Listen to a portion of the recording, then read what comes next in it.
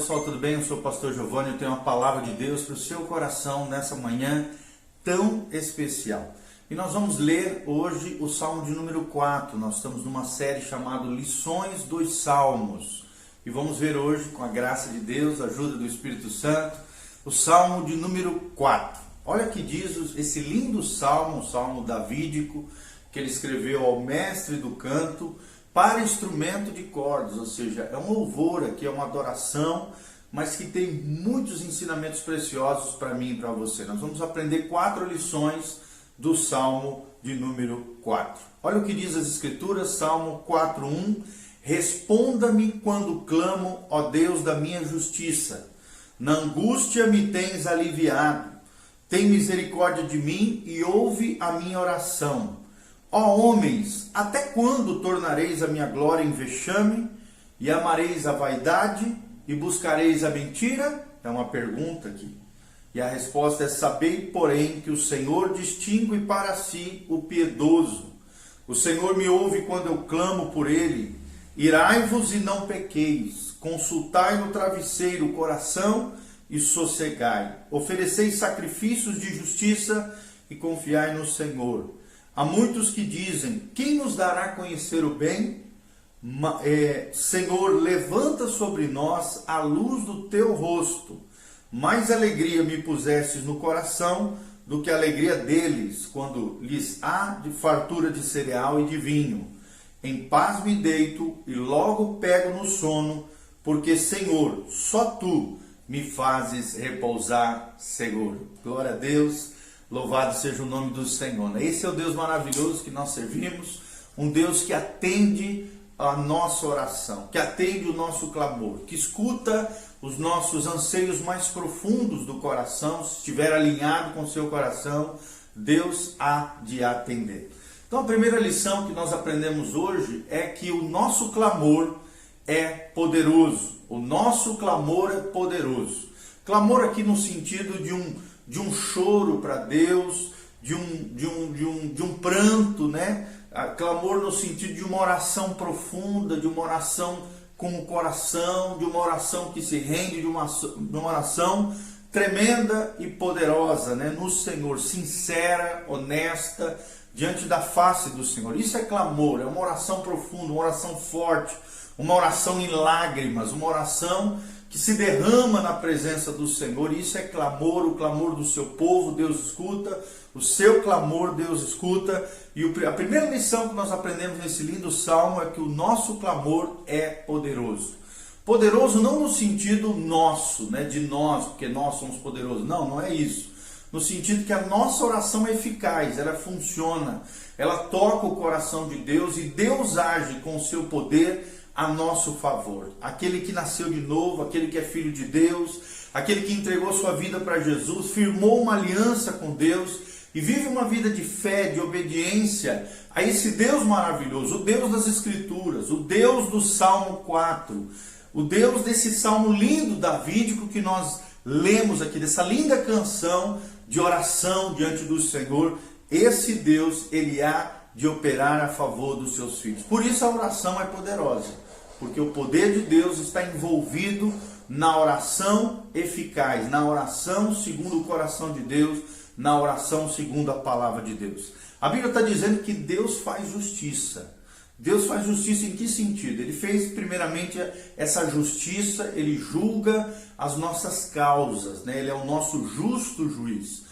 Também Deus dá a nós, com relação à justiça, a justificação. Ele declara: eu e você, que somos filhos de Deus, que confiamos nele, nós somos justificados diante de Deus. Nós somos declarados justos, não por causa de nós, mas por causa dos méritos de Cristo, por causa daquilo que Jesus fez na cruz do Calvário. A justiça de Cristo, a justiça de Deus foi revelada na cruz do Calvário, punindo ali os nossos pecados, Jesus assumindo o nosso lugar, Deus provando o seu amor para conosco, enviando Cristo Jesus para morrer na cruz no nosso lugar. Por isso a Bíblia chama Jesus de o justo, ele é o justo. E Deus Pai, o nosso Deus, é o nosso juiz. A palavra de Deus diz lá em Romanos capítulo 12: a mim pertence a vingança, eu o retribuirei. Deus é o nosso vingador, Deus é o nosso juiz. Ele julga a nossa causa. Então, se você tem alguma causa pendente, uma situação na justiça, né, alguma situação que alguma pessoa de alguma maneira te afetou, tentou se levantar contra você, querido, coloca tudo isso diante do Senhor, porque Ele é o justo juiz. Ele é que julgou o nosso pecado na cruz, Ele é que nos justificou para Ele, declarando eu e você justo. Ele é que julga a causa e que recompensa os bons e os maus, que pune e condena os iníquos, aqueles que são réprobos, aqueles que são rebeldes, aqueles que se levantam contra nós, aqueles que de alguma maneira tentam te prejudicar. Não te preocupe, entrega essa situação ao Senhor, é Ele quem faz a justiça. A Bíblia também está dizendo aqui, com relação a esse clamor, com relação a essa oração, que Ele tem alívio para a sua alma. Deus tem alívio para a sua alma. Jesus diz na sua palavra: vinde a mim, vós, que estáis cansados e sobrecarregados, e eu vos aliviarei, e achareis descanso para a vossa alma.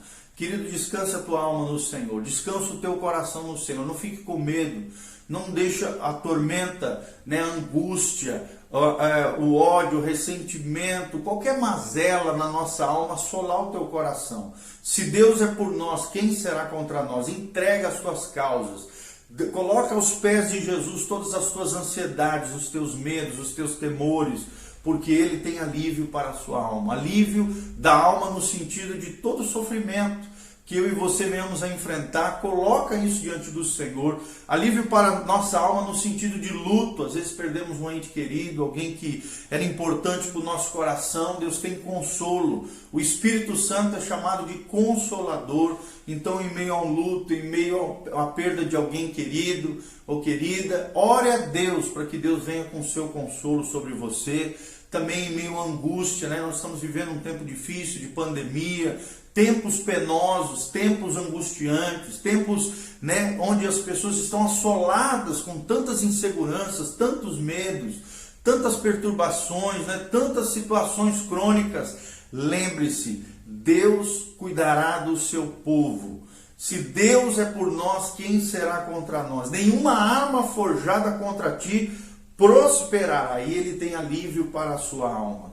Entrega a Ele todas as situações que você está sofrendo, porque Deus há de cuidar de você. A sua misericórdia, o seu perdão, a sua graça estão disponíveis, basta você orar. A oração nada mais é do que um corredor da presença de Deus rumo ao trono celestial.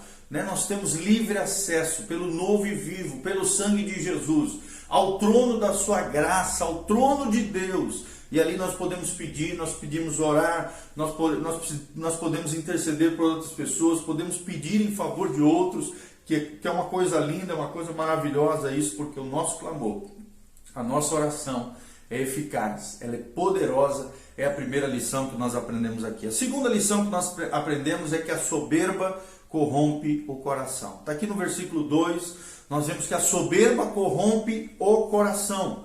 Ou seja, aqui o salmista está dizendo que a pessoa se sentiu poderosa, está falando dos poderosos, daqueles que se acham os poderosos, daqueles que têm um ego inflamado, daqueles que são altivos, orgulhosos, prepotentes, que blasfemam contra Deus, daqueles que desprezam o Senhor, daqueles que abandonam as coisas de Deus, daqueles que desonram a sua palavra, daqueles que abandonam a fé, naufragam na fé. Querido, você não vai ser assim. Mesmo em dificuldades, mesmo em crise, mesmo em meio a problemas, você vai perseverar na fé, você vai perseverar diante do Senhor, você não vai abandonar o barco. Jesus está no barco com você. E se Ele está no barco com você, comigo, basta uma palavra de Jesus e você pode ter certeza que essa tempestade vai se transformar em calmaria. Nós vemos que esses soberbos que corrompem o coração, a soberba que corrompe o coração, aqueles que se sentem prepotentes, poderosos, acima do bem e do mal, na verdade eles estão envolvidos, como diz aqui o salmista, em mentiras, em enganos, muitas vezes em vãs filosofias, em pensamentos equivocados, em engodos de Satanás. Às vezes estão debaixo de doutrinas de homens, de legalismo, de tradições fúteis, de falsa piedade, irmão, não te preocupa. Seja você um crente fiel, seja você uma pessoa sincera diante de Deus. Seja você uma pessoa honesta na sua busca pela presença de Deus, na sua obediência pela palavra de Deus, na sua vida de fé. Seja você diferente, se agarre à verdade, se agarre à palavra de Deus, se agarre a esses salmos lindos que nós estamos lendo juntos aí. Deixe de lado toda mentira, toda fofoca, né, toda calúnia, todos os enganos, todas essas vãs filosofias dos dias de hoje. Tudo isso, todas essas doutrinas de homens, doutrinas equivocadas, tradições falsas, religiosidade aparente, falsa piedade, não podem fazer parte da sua vida, porque o que promove tudo isso é a soberba que corrompe o coração. Terceira lição que nós aprendemos nesse lindo salmo: diariamente faça um autoexame. Diariamente faça um autoexame. Está ali no versículo 4, a Bíblia Sagrada fala sobre isso. Ou seja, a Bíblia diz: irai-vos, mas não pequeis. Né? E lá em Efésios diz: não se põe o sol sobre a vossa ira. Ou seja, todos os dias, analise o teu coração, analise os teus sentimentos. Se você está irado com alguém, se você está magoado com alguém, se você está abrigando ódio no coração, sabe, amados, resolva essas situações pendentes, te reconcilie, peça perdão a quem você ofendeu ou praticou qualquer tipo de injustiça, libere perdão para aqueles que te ofenderam, te magoaram, te machucaram. Quando você for dormir, querido, é o que diz aqui o salmista: faça uma reflexão de como está a tua vida com Deus, de como está a sua vida familiar, de como está a sua vida com relação às finanças, de como está a tua vida de maneira geral. Faça uma reflexão, faça um autoexame. Tanto é que lá em 1 Coríntios 11, a Bíblia Sagrada fala que antes de nós participarmos da ceia do Senhor, a Bíblia Sagrada diz: examine-se o homem a si mesmo, e então coma do pão e beba do cálice. Se queremos ter comunhão com a igreja local, se queremos ter comunhão com o corpo de Cristo, se queremos ter comunhão com Jesus ressurreto, se queremos ter comunhão, né, através da ceia do Senhor, da mesa do Senhor, irmão, não tem como. Nós precisamos de um autoexame. Diariamente, faça um autoexame. É a terceira lição que nós aprendemos. Aquiete a sua alma no Senhor. Quando for se acostar, quando for dormir à noite, né, deixe as emoções de lado, ouça a voz do Senhor, se cale. Tem gente que é tagarela o tempo todo, fala na oração. A oração é falar e ouvir, não é um monólogo, é um diálogo. Ou seja, duas pessoas precisam falar. Você pode expressar, clamar, orar, buscar o Senhor, falar aquilo que aflige o seu coração, mas aquiete a sua alma e pare para ouvir a voz de Deus. Ouça o Senhor, aquiete as suas emoções, aquiete a sua alma e ofereça diariamente sacrifícios espirituais. É o que fala o salmista aqui, no sentido das disciplinas espirituais, da renúncia, do jejum, da oração, da leitura da palavra, da comunhão com os irmãos, né, de oferecer o teu corpo mesmo como um sacrifício vivo, santo e agradável ao Senhor. Ou seja, uma vida consagrada, uma vida santificada, um culto racional, um culto inteligente, como diz Romanos 12. Nós cremos nisso, querido. Sacrifício hoje não é matar um bezerro, oferecer um cordeirinho, matar um pombo, como era no Antigo Testamento, né? Não é isso que Deus quer, não é caminhar de joelho no meio da estrada, carregar uma cruz nas costas. Não é isso que Deus está esperando. Sacrifícios espirituais é obediência, é renúncia, é mortificar o nosso eu, a nossa carne, os nossos desejos, para fazermos o desejo de Deus. É deixar de lado a nossa vontade e nos submetermos à vontade de Deus.